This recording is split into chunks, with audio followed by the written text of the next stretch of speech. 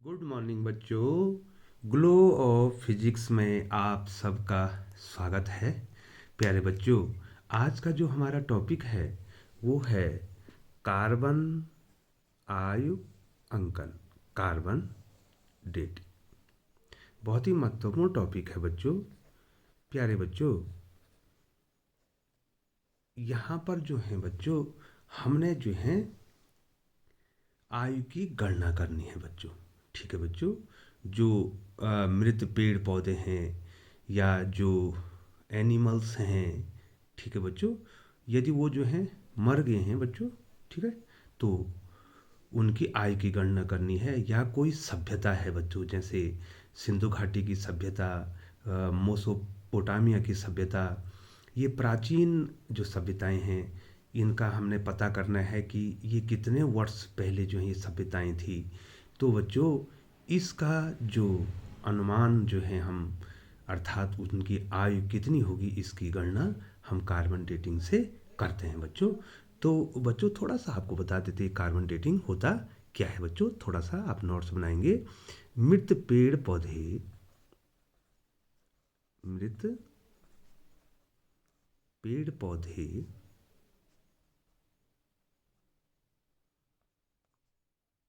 मृत पेड़ पौधों आदि आदि प्राचीन आदि प्राचीन वस्तुओं की आयु,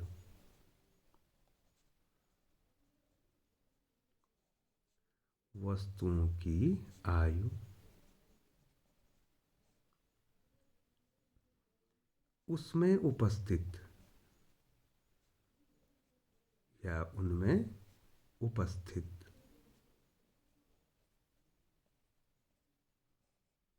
उपस्थित कार्बन आइसोटोप, कार्बन आइसोटोप या समस्थानिक जिसको आप कहते हैं बच्चों। कार्बन का एक समस्थानिक है 614। ठीक है बच्चों, ये कार्बन का समस्थानिक है। इसके द्वारा, ठीक है, के क्षय होने की दर, के क्षय होने की दर निकालकर ज्ञात करते हैं, निकालकर ज्ञात करते हैं। ठीक है बच्चों, अब आपको इसको समझाते हैं।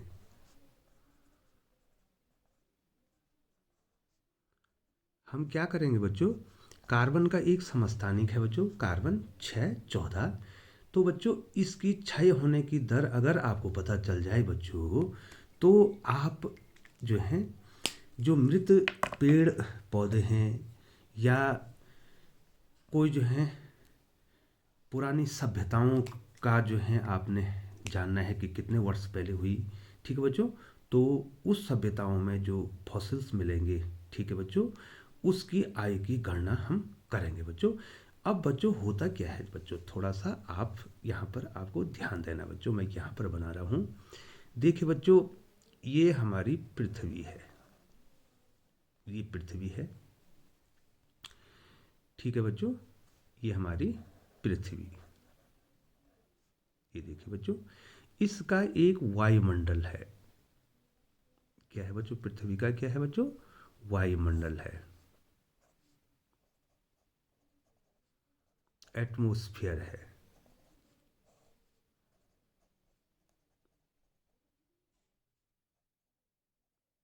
ठीक है बच्चों, उसका एक एटमॉस्फेयर है बच्चों, है ना। कुछ किलोमीटर तक जो है पृथ्वी का की जो है क्या है, वायुमंडल है। यहाँ पर जो है गैसेस पाई जाती है बच्चों। बच्चों, होता क्या है कि कुछ अंतरिक्ष किरणें होती हैं। ये देखिए बच्चों, अंतरिक्ष किरणें, ये अंतरिक्ष किरणें हैं, कॉस्मिक रेज, अंतरिक्ष किरणें, कॉस्मिक रेज, कॉस्मिक रेज। ये जो कॉस्मिक रेज होती हैं बच्चों, ये क्या करती हैं कि यहाँ पर बम्बार्डमेंट करती रहती है इस वायुमंडल में, ठीक है बच्चों। और इनमें न्यूट्रॉन होते हैं, ये देखिए, ठीक है बच्चों। ये कॉस्मिक रेज में क्या होते हैं, न्यूट्रॉन होते हैं। और ये न्यूट्रॉन क्या होता है, ये क्या करता है बच्चों, यहाँ वायुमंडल में लगभग 78% क्या है, नाइट्रोजन है, ठीक है बच्चों। नाइट्रोजन 714 है ना बच्चों। सबसे ज़्यादा जो है नाइट्रोजन है हमारे वायुमंडल में, ठीक है बच्चों। और ऑक्सीजन की मात्रा जो है लगभग 21% है, ठीक है बच्चों। और जो है और अन्य गैसें हैं बच्चों। अब करता क्या है बच्चों, ये जो कॉस्मिक रेज अंतरिक्ष किरणें आई, तो ठीक है बच्चों। और इन अंतरिक्ष किरणों में न्यूट्रॉन है बच्चों, क्या है बच्चों, इनमें न्यूट्रॉन है, एनर्जेटिक पार्टिकल है बच्चों ये, ठीक है बच्चों। तो ये क्या करता है, इस नाइट्रोजन को, ये जो नाइट्रोजन है हमारा 714, इस नाइट्रोजन को पर जो है जब क्या होता है, न्यूट्रॉन की बमबारी होती है, ये देखिए न्यूट्रॉन की बमबारी जो कॉस्मिक रेज से बना हुआ है बच्चों, तो ये इसके न्यूक्लियस को चेंज कर देता है, ठीक है। और कार्बन का एक आइसोटोप कार्बन 614 बना देता है बच्चों, ठीक है। और एक प्रोटॉन यहाँ पे रिलीज होता है, ठीक है बच्चों। इस प्रकार से इसने क्या बना दिया बच्चों। अब देखिए बच्चों, हमारे पास जो है मेन जो है, अब आ गया है वायुमंडल में। अब क्या आ गया बच्चों, अब वायुमंडल में, अब मैं यहाँ पर बना देता हूँ बच्चों, थोड़ा ध्यान देंगे। ये हमारा क्या है बच्चों, ये क्या है, वायुमंडल है, ये देखिए, ये एटमॉस्फेयर है। इसमें हमारे पास अब आ गया है कार्बन 614, ठीक है बच्चों। क्योंकि जो है न्यूट्रॉन की बमबारी हुई, और नाइट्रोजन तो हमारे वायुमंडल में 78% है, तो ये आपको मिल गया बच्चों। अब क्या होगा, ये कार्बन जो है क्या बनाएगा, कार्बन डाइऑक्साइड बना देगा बच्चों, C614O2। ये देखो बच्चों, इसने ये कार्बन डाइऑक्साइड बना दिया बच्चों। और पहले से ही हमारे पास कौन सा कार्बन डाइऑक्साइड बच्चों, CO2, जिसको जनरली CO2 लिखते हैं, ये है कार्बन 612। ये दोनों हमें अब कहाँ मिल गए बच्चों, ये देखे बच्चों, दिखाई दे रहा है आपको, ये दोनों कार्बन डाइऑक्साइड हमको मिल गए। लेकिन इनका जो रेशियो है ये बहुत कम है बच्चों। ये जो कार्बन डाइऑक्साइड जो कार्बन के आइसोटोप से बनी है, ठीक है बच्चों, 614 से बनी है, ठीक है। इसका रेशियो अगर ये 1 होगा, ठीक है बच्चों, ये जो हैं, अगर ये 1 होगा तो ये जो सामान्य CO2 है, जो कार्बन 612 से बना है, तो इसका रेशियो 1:10⁻12 इतना होता है। अर्थात हम कह सकते हैं बच्चों कि ये नगण्य है, बहुत कम है बच्चों, ठीक है बच्चों। और बच्चों, ये जो कार्बन 614O2, ये जो कार्बन 614O2 इसने बनाया है बच्चों, इसमें जो है बच्चों ये रेडियो एक्टिव है। कार्बन 614 ये क्या है बच्चों, ये जो है रेडियो एक्टिव है, अस्थाई है बच्चों ये, ठीक है बच्चों, अस्थाई। ये क्या है बच्चों, अस्थाई है, रेडियो एक्टिव है। और ये जब रेडियो एक्टिव है बच्चों, तो इसका क्या होगा, ये क्या है, इसका क्या होगा बच्चों, ये रेडियो एक्टिव है, रेडियो एक्टिव है ये। तो जब ये रेडियो एक्टिव है, तो इसका क्या होगा बच्चों, क्षय होगा, इसका क्या होगा, क्षय होगा, ठीक है बच्चों। अब देखिए बच्चों कि यहाँ पर ये कार्बन 614O2 कार्बन डाइऑक्साइड, और दूसरा कार्बन 612O2, ठीक है बच्चों। अब क्या होगा, इनको कौन लेंगे भोजन बनाने के लिए बच्चों? ये कार्बन डाइऑक्साइड को पेड़ पौधे लेंगे बच्चों, पेड़ पौधे। ध्यान दो बच्चों, बहुत सिंपल है। पेड़ पौधे जो हैं इन कार्बन डाइऑक्साइडों को लेंगे। ठीक है बच्चों, तो जो अनुपात यहाँ है वातावरण में, जो अनुपात है 1:10⁻12, तो पेड़ पौधों के शरीर में भी, ठीक है बच्चों, जो पेड़ पौधों का शरीर है इन पेड़ पौधों में भी ये कितना होगा? 1:10⁻12। जो प्रकृति में है, जो अनुपात यहाँ है वही यहाँ मेंटेन रहता है। अब पेड़ पौधों को प्राणी, जो प्राणी हैं, ठीक है बच्चों, ये प्राणी जो हैं इनको खाएंगे, तो इनके शरीर में भी ये दोनों कार्बन डाइऑक्साइड चले जाएंगे बच्चों, और इनका यहाँ भी वही अनुपात रहेगा। ठीक है बच्चों, इतना तो आपको समझ में आ गया होगा बच्चों। अब क्या होता है कि जब पेड़ पौधे, ये पेड़ पौधे या ये दोनों, कोई सभी प्राणी, ये क्या हो जाते हैं बच्चों? मृत हो जाते हैं। क्या हो जाते हैं? मृत हो, डेड हो जाते हैं। ठीक है बच्चों, तो जब ये मृत हो जाते हैं बच्चों, अब होता क्या है बच्चों? ध्यान दीजिए बच्चों, जब तक ये मृत नहीं है तब तक जो है बच्चों इस कार्बन डाइऑक्साइड का C6H14O2 का क्षय नहीं होता बच्चों। ठीक है बच्चों, अब जब मृत हो जाते हैं पेड़ पौधे या प्राणी, जब मृत हो जाते हैं तो बच्चों कार्बन 612O2, ठीक है बच्चों, इसका तो क्षय नहीं होता बच्चों। ये जो कार्बन 612 है, ठीक है, इसका ये तो क्या रहता है बच्चों? ये स्थिर रहता है। इसकी मात्रा तो स्थिर रहती है, मात्रा स्थिर रहती है। ठीक है बच्चों, मरने के बाद इसकी मात्रा तो स्थिर हो जाती है। लेकिन यहाँ पर जो है बच्चों कार्बन 614O2, ठीक है बच्चों, इसका क्षय होने लग जाता है बच्चों। ठीक है बच्चों, अब इसका क्या होने लग जाता है? क्षय होने लग जाता है। इसमें जो है, इसमें से जो ये कार्बन 614 है इसका क्षय होने लग जाता है। ठीक है बच्चों, ये देखिए क्षय होने लग जाता है। और इसकी जो अर्ध आय है, कार्बन यहाँ पर लिख रहा हूँ बच्चों, इसको बच्चों आप इसको सुनेंगे और नोट्स बनाएंगे।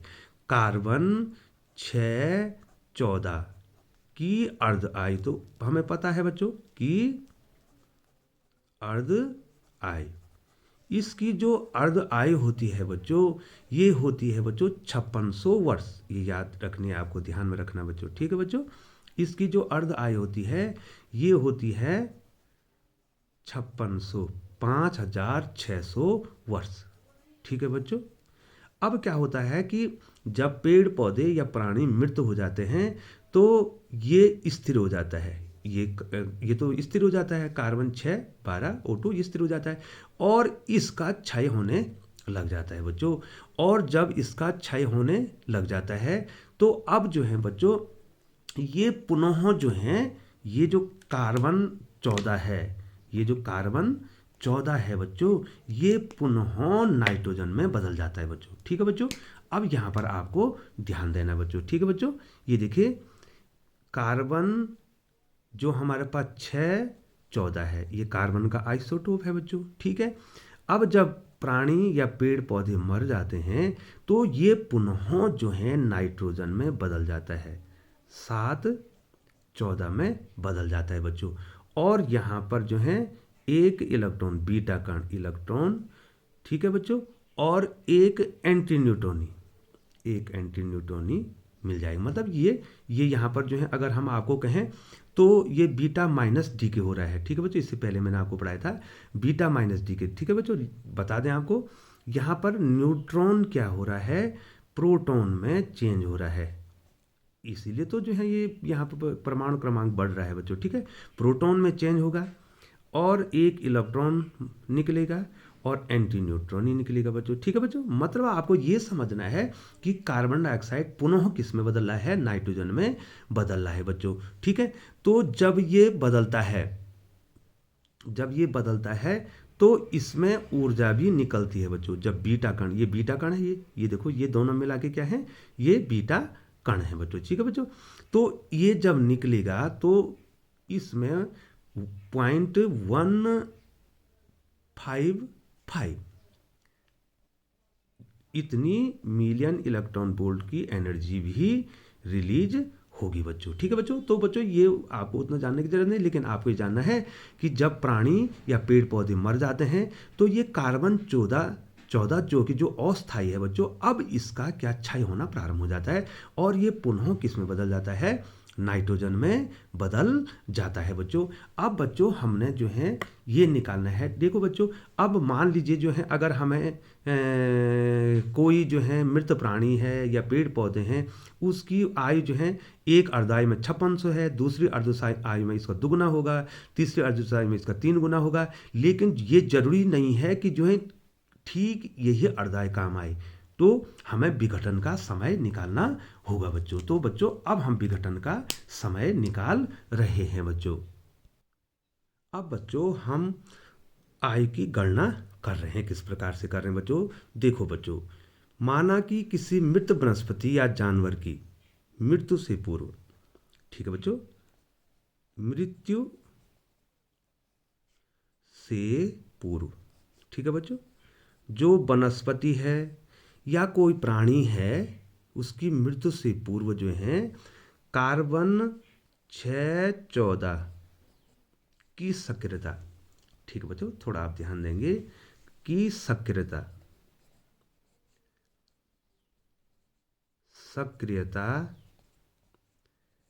बच्चों मान लीजिए R0 है, ठीक है, और जब वो मर गया तो T समय पश्चात, ठीक है बच्चों, उसकी सक्रियता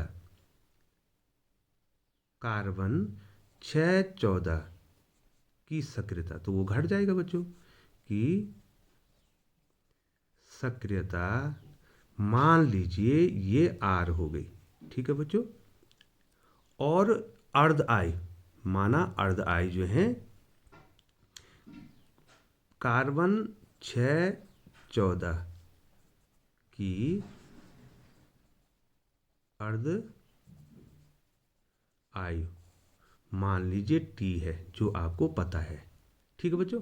अब देखिए बच्चों, हमारे पास एक फॉर्मूला है, ठीक है बच्चों, वो याद होना चाहिए आपको, R is equal to R0 e की पावर माइनस लैम्डा टी, और ये टी विघटन का समय है, अर्धायु नहीं है बच्चों, ये अर्धायु से कम भी हो सकता है, अर्धायु से ज़्यादा भी हो सकता है, कुछ भी हो सकता है।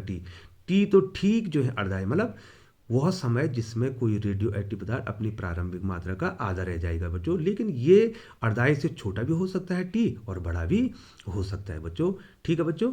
अब इधर देखिए, इसको थोड़ा मैंने सॉल्व करना है बच्चों, ये देखिए ये आ गया, तो R इज इक्वल टू कितना आ गया बच्चों, R0 e की पावर माइनस लैम्डा टी, ये आ गया ना बच्चों। अब देखो बच्चों, यहाँ पर R अपॉन R0 कर देता हूँ मैं, मान लीजिए, ठीक है बच्चों, ठीक है, और ये जो है बच्चों ये नीचे जाएगा तो कितना हो जाएगा बोलो बच्चों, इसकी पावर क्या हो जाएगी, प्लस हो जाएगी, ये देखो बच्चों, ठीक है। या हम कह सकते हैं, इसको हम ऐसा भी लिख सकते हैं, इसको उल्टा कर दो तो कितना हो जाएगा बच्चों, e की पावर लैम्डा टी, ये देखो बच्चों, इसको ऊपर कर दिया तो ये भी उल्टा हो जाएगा, e की पावर लैम्डा टी बराबर कितना हो जाएगा, R0 बटे क्या हो जाएगा, R हो जाएगा बच्चों, ठीक है। ये समझ रहे हैं बच्चों, ये देखिए ध्यान दीजिए। अब हम इसका लॉग ले लेंगे, लघु गणक दोनों ओर का, दोनों ओर का लघु गणक लॉग लेने पर अब हम क्या कर देंगे, इसका लॉग ले लेंगे बच्चों। जब लॉग ले लेंगे तो क्या हो जाएगा बच्चों, लॉग बेस उसका ई होता है, और ये ई संख्या e की power lambda t equal to log R zero बटे आर। ठीक है बच्चों। अब लॉग m की पावर n, ये फॉर्मूला होता है बच्चों, फॉर्मूला है, आपको आता है बच्चों, आपको आता है, ये मैथ्स में फॉर्मूला है बच्चों। लॉग ई बेस m की पावर n, अगर पावर जो होती है ये बाहर आ जाती बच्चों, n लॉग m। ठीक है। और एक फॉर्मूला और है बच्चों, यदि बेस भी वही है और संख्या भी वही है तो इसका मान 1 होता है बच्चों। ठीक है। ये दो फॉर्मूले मैं यहाँ पे मैंने लिख दिया बच्चों। अब देखो बच्चों, आप ही बताओ बच्चों क्या हो जाएगा बच्चों। ये पावर है, ये बाहर आ जाएगी तो लैम्डा टी बाहर आ जाएगा। अब हमारे मिला क्या बच्चों, लॉग ई, बेस उसका ई है, तो यहाँ पर ये कितना हो जाएगा, तब 1 हो जाएगा। अभी इसको लिख देते हैं बच्चों। और इसका बेस भी क्या है बच्चों, इस लॉग का बेस क्या है, ई है, आर जीरो अपॉन आर हो गया बच्चों। और इसकी वैल्यू 1 हो गई। इसकी वैल्यू कितनी होगी बच्चों, 1 होगी। तो अब हमारे पास कितना है बच्चों, लैम्डा टी बराबर log e base R zero बटे आर हमारे पास ये प्राप्त हो गया है बच्चों। ठीक है बच्चों। अब बच्चों जो हैं, हमने इसको 10 के बेस में चेंज करना है, ई के बेस को। तो बच्चों आपको ये याद रखना चाहिए बच्चों, लैम्डा टी बराबर, अब मैंने इस लॉग का बेस 10 कर दिया। ठीक है बच्चों, कितना कर दिया, 10 कर दिया इसका लॉग का बेस, और इसको बना दिया आर जीरो बटे आर बना दिया। तो 10 के बेस, ई के बेस को 10 के बेस में बदलने के लिए आपको 2.3026 से गुणा करना पड़ेगा। तो ये ध्यान रखना है। तो ये किसके बेस में आ गया बच्चों, 10 के बेस में आ गया है बच्चों। ठीक है। अब मैं यहाँ पर t निकालूंगा। ये देखो, अगर मैं इस t को निकालूंगा तो क्या हो जाएगा बच्चों, 1 अपॉन लैम्डा, अर्थात मैं इसके बटे में रख देता हूँ बच्चों, 2.3026 और बाय लैम्डा, और ये 6 नियतांक है बच्चों। ठीक है। और कितना आ गया बच्चों, log base 10 R zero upon R आ गया बच्चों। ठीक है बच्चों। और बच्चों एक चीज़ आप और जानते हैं इसमें, ठीक है बच्चों, आप जानते हैं, बिल्कुल जानते हैं बच्चों, आप जानते हैं कि अर्ध आय और क्षय नियतांक में क्या संबंध है। तो क्षय नियतांक जो होता है इसकी वैल्यू, इस पर न्यूमेरिकल भी आते हैं बच्चों, 0.693 अपॉन टी। यहाँ पर टी क्या है बच्चों, यहाँ पर टी क्या है, उसकी अर्ध आय है बच्चों। तो कहाँ पर रख दूंगा बच्चों, मैं इस लैम्डा की जगह पे इस वैल्यू को मैं रख दूंगा बच्चों। तो बच्चों टी कितना आ गया बच्चों, टी कितना आ गया, 2.3026 डिवाइडेड बाई लैम्डा की वैल्यू कितना आएगी, 0.693 अपॉन अपॉन कितना आ गया बच्चों, टी। और यहाँ कितना है बच्चों, log 10 R zero by R. ठीक है बच्चों, ये है हमारा। ठीक है। अब क्या होगा बच्चों, ये टी ऊपर चला जाएगा, ये टी ऊपर चला जाएगा बच्चों, है ना।